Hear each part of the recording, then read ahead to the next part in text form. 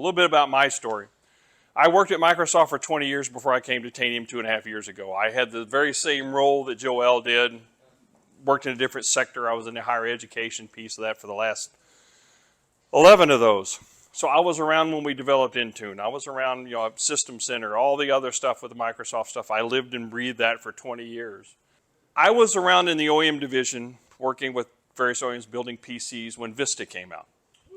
We learned a lesson about trying to advance technology at that point in time, right? So we broke the driver model, which needed to happen to move the platform forward, but it was painful.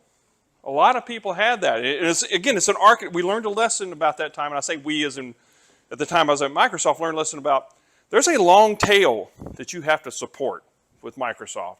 Customers keep things way longer than they should. How many of you have Windows 7 around still in your environment somewhere? Now, I know that there's a group in here who's going to answer this question. I'll ask you to hold on for a minute. But if I ask you, could you give me a list of all the running services on every endpoint that you have online right now, regardless where it's at, and if so, how long would it take? And don't answer this yet. I finally have a group that can answer the question. That's the problem. No, I can't. Maybe I'll call somebody. Maybe I get it last week. What's the answer? About 15 seconds.